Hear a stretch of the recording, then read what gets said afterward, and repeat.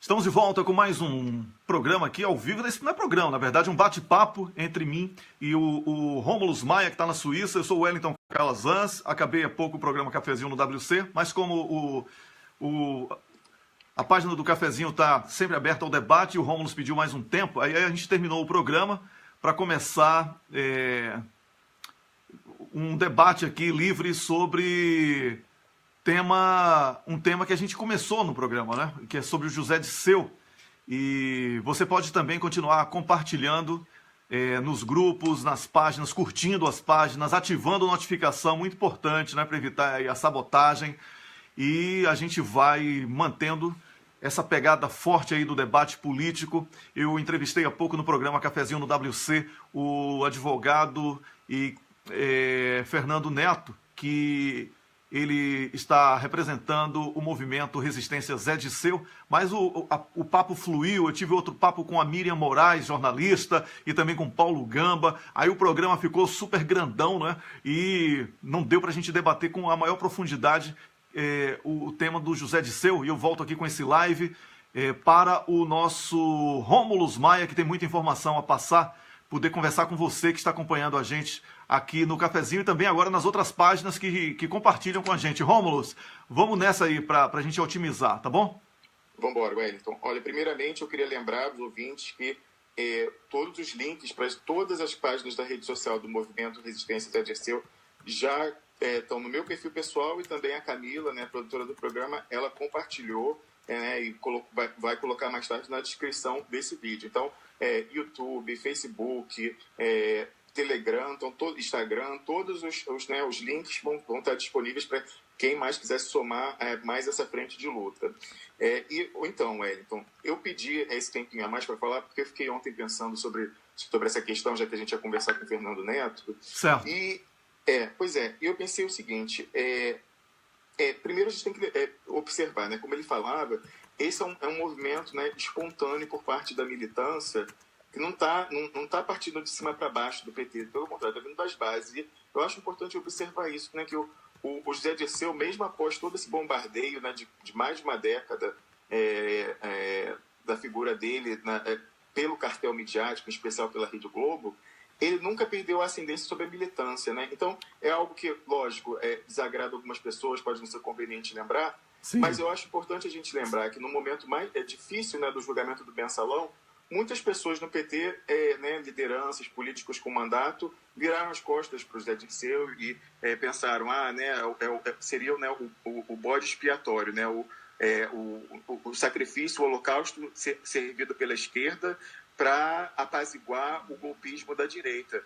Mas foi justamente o contrário. Aquele julgamento absurdo, aquela excrescência jurídica do Mensalão, foi onde começou a Lava Jato. Ele é filha do Mensalão. Foi onde começou o arbítrio no Brasil e o estado de exceção. Ali foi decretado o fim da Constituição e o fim do direito. Então, a gente nunca deve esquecer disso, né? Que o Zé Disseu, mesmo abandonado por pessoas que deveriam ter dado apoio, entendido a importância política daquele julgamento do Mensalão, mais do que a perspectiva individual e da perspectiva jurídica, ele sempre foi apoiado, sempre será apoiado, né, muito admirado pela militância, como o Fernando falava, não numa perspectiva de idolatria, né? Nós somos contra a idolatria. Rômulo, fazer o seguinte, eu vou tirar você daqui dessa linha e vou ligar para você pelo Skype, tá bom? Porque a ligação está muito baixa e a voz do Rômulo precisa ser ouvida aqui. O Rômulus Maia, que é o comentarista que eu... Pô, que sorte, né? Eu tenho Paulo Gamba, tenho Luiz Cláudio, tenho Rômulus Maia. Nossa, é muita gente boa aqui no Cafezinho no WC, não é? E a gente vai fortalecendo aqui esse espaço de debate. Eu vou chamar aqui o Rômulus por outra linha mais forte aqui, para poder ficar melhor o sinal. E... Tá melhor agora o som? Agora o som tá melhor. E se você falar alto, fica melhor ainda, tá bom? Tá, vou forçar a garganta hoje. Boa! Vamos lá. Então, como eu falava, a gente não está fazendo um culto à personalidade, naquela coisa antiga. Pelo contrário, a gente pensa primeiro na figura humana, né? Não em mito. A gente pensa na figura humana que está enfrentando essa perseguição e, mais do que isso, na dimensão política dessa questão humana. Porque, realmente, isso que eu queria lembrar, o José Dirceu sempre foi tratado como a geni do cartel midiático, a geni da Globo. Então, era sempre aquela figura a ser, né, demonizada e atacada. Uhum. E justamente sobre isso, eu queria lembrar um episódio patético da semana passada, que foi aquele bate-boca cenográfico entre o ministro Barroso, né, o homem que faz barro, Federal. Nunca esqueça de falar, o ministro Barroso, o homem que faz barro no STF. Isso, exatamente, que faz barro, tem o constrangimento de dizer que é meu ex-professor, tive aula com ele direito constitucional por 2 anos na UERJ, desde o primeiro período da faculdade, então foi um dos primeiros professores que eu tive, e infelizmente, né, foi uma grande decepção para todo mundo, mas especialmente para mim na dimensão individual particular, né? Então, nós vimos na semana passada aquele patético bate-boca entre o Barroso e o ministro Gilmar Mendes no Supremo Tribunal Federal. E o que eles fizeram? Qual era a acusação que um resolveu trocar contra o outro? Ataques, né, pedras jogando na geni. Então, um acusando ao outro de ter libertado o José Dirceu. E era uma coisa ridícula, porque nos 2 casos, as medidas que os 2 tomaram em relação ao Zé foram uma correção mínima do grau de arbítrio a que ele e muitas outras pessoas estão submetidas. Então, como eu dizia, aquele julgamento do mensalão, que foi uma excrescência jurídica, o ministro Gilmar acusava o Barroso de ter, né, deferido os embargos infringentes interpostos pelo José Dirceu e por outros réus. Ora, naquele caso, ele apenas diminuiu um pouquinho o grau de arbítrio e o grau da excrescência jurídica, que foi aquela farsa daquele julgamento, promovido pela Globo e promovido pelo Joaquim Barbosa e, né, pela Procuradoria-Geral da República. Então, isso é uma das poucas coisas que devem ser louvadas, né, abonadoras da recente conduta profissional do Barroso. Ele tem feito tanta coisa errada que ter feito, né, na chegada dele no STF, ter deferido esses embargos infringentes.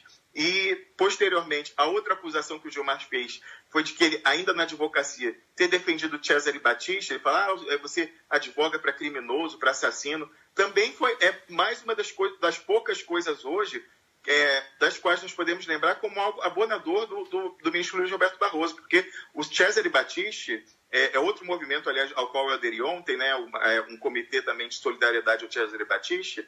Ele é outra vítima do estado de exceção do Brasil. O que está sendo feito com ele é absurdo, ao arrepio da lei completa, compendo com a tradição brasileira com relação à extradição secular. Isso é um escândalo. Para quem estuda direito internacional, é um escândalo. O que se fez no primeiro julgamento já era escandaloso. Mas isso aí é um prêmio para um bando de imbecil que tem dentro do Itamaraty e que lutou contra a Dilma, não é? Porque não estava tendo banquetes. A gente não pode mais nem fazer um banquete, não é? Enquanto hoje vai ser difícil ter até papel higiênico nas embaixadas, com essa cleptocracia que está aí, que rouba tudo, não quer nada, ninguém pode ter nada, só aquela panelinha que está no poder que pode ter. Então, eu só quis fazer essa observação, porque dentro do Itamaraty tem muita gente boa, tem muita gente séria, tem muita gente, mas tem umas figuras, meu irmão, tem umas figuras no Itamaraty, tem que se dizem aí, como se diz, diplomatas que envergonham qualquer coisa que chegue perto da diplomacia, mas isso é um outro dia, um outro assunto, vamos lá. Pois não. Então, continuando, como eu dizia, né? Então a gente viu aquele espetáculo deplorável no Supremo Tribunal Federal de uma briga que era completamente cenográfica, era uma briga fake, porque os dois ali sabem podres muito maiores de um do outro e resolveram pegar o quê? O alvo fácil, né? Pegaram a genia do cartel midiático, a genia da Globo, que a José Dirceu, para atacar pedra. Então, um tentando pendurar no pescoço do outro a libertação mais do que necessária e mais do que correta do José Dirceu. Então, aquilo foi uma palhaçada. Eu lamentei, como a gente já comentou aqui no programa, políticos da oposição, políticos do PT, senadores, deputados, compartilhando aquele vídeo do Barroso, louvando a atitude do Barroso, quando o Barroso hoje, todos nós sabemos, ele é o capitão do golpe do judiciário na classe política. Ele é o ministro, se o Gilmar Mendes é um ministro político, o Gilmar Mendes tem lado, o Gilmar Mendes é tucano, o Barroso é pior ainda, porque o Barroso é o ministro antipolítica. Ele quer trocar o sufrágio universal, né, que é a democracia, ele quer trocar o peso do voto do povo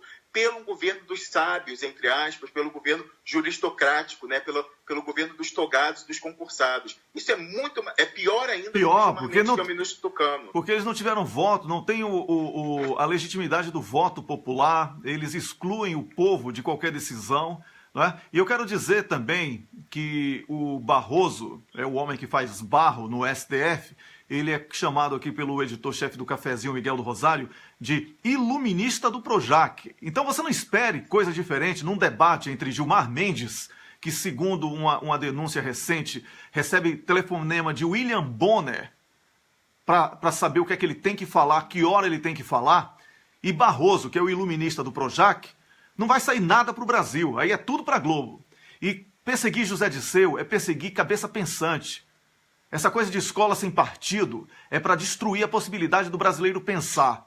Agora, os que já pensam, que já estão na militância e que trabalharam a despeito da denúncia de que o José Dirceu tenha facilitado para a Rede Globo, dizendo que a Rede Globo era uma TV séria, né? Segundo o senador Requião, ele me falou isso pessoalmente lá em Salvador, quando a gente tomava café da manhã. Então,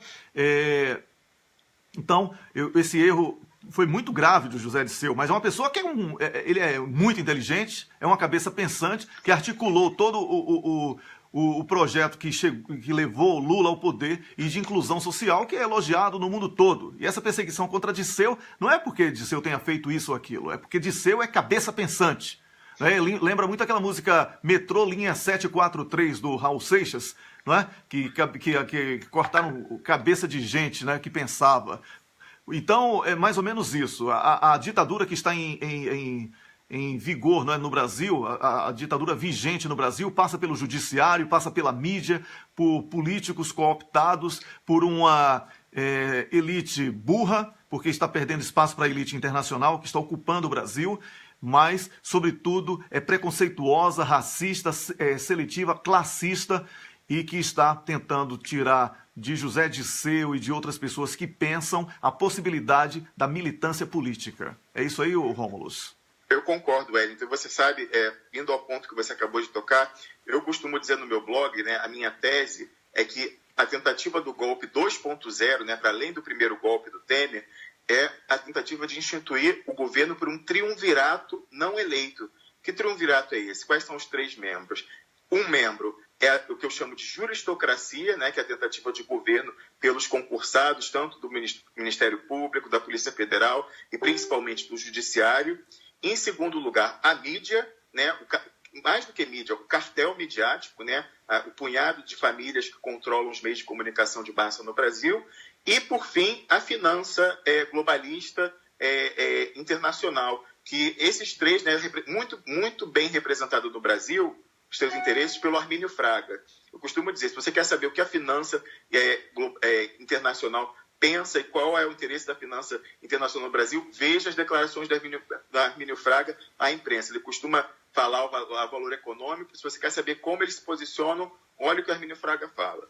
Então, realmente, esse é o golpe dos golpes, né? Eles tentam implementar uma agenda, né? A agenda econômica, macroeconômica da finança, que nunca será sufragada pelo eleitor brasileiro. O liberalismo econômico não tem nenhuma densidade eleitoral no Brasil, nem a esquerda, nem a direita.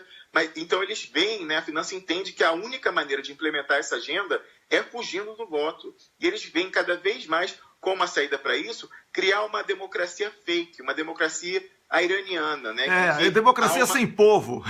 Isso, em que há uma classe, né, um estamento dentro do Estado, né, chamo, né, o Estado profundo, Deep State, como se fala nos Estados Unidos, que vai escolher quem pode e quem não pode se candidatar. Então, no Irã, a gente tem lá o Conselho Supremo Revolucionário, né, da Revolução do Ayatollah Khomeini, que quando tem toda eleição, eles decidem e vetam uma porrada de candidato que não vai poder se candidatar, e só deixam realmente ir para a eleição os candidatos que são alinhados ao regime. Da mesma forma, no Brasil, o que se tenta fazer isso é hoje, que o judiciário assuma essa função e, através, né, do abuso interpretativo e do arbítrio, abusem dos diplomas legais, das leis que a gente tem hoje em dia, né, como a lei da ficha limpa, entre outras, para vetar quem não seja alinhado a essa agenda neoliberal da finança global. E tudo isso, claro, sempre em conluio com a mídia, com o cartel midiático, que é o terceiro ramo, né, a terceira cabeça desse triunvirato não eleito que tenta sequestrar a soberania popular.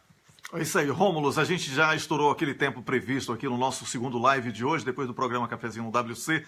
Eu quero agradecer a essa grande audiência que a gente teve aqui também no segundo live. O programa Cafezinho no WC aumenta todos os dias, tá? A audiência, e era um programa de 30 minutos, com horário de verão a gente está estendendo aí para 1 hora de programa para o pessoal do Nordeste e do Norte do Brasil poder acompanhar também no live, e depois eu peço que vocês compartilhem, mesmo depois que o programa acabe. E agora a gente está fazendo sempre que é necessário um live para debater com maior profundidade o tema principal do programa Cafezinho do WC, para que a gente possa sempre colocar a política como algo necessário no debate. Aquele papo furado de que política, religião e futebol não devem ser debatidos, criaram para que você ficasse excluído das decisões importantes sobre a sua vida, sobre o seu futuro. Então, a gente aqui sabe da importância que você tem no contexto social e convida você para esse debate político todos os dias. E, Rômulo, muito obrigado por mais um live. Amanhã é o seu dia de comentário aqui. A gente vai falar sobre redes sociais, sobre Facebook, não é isso aí?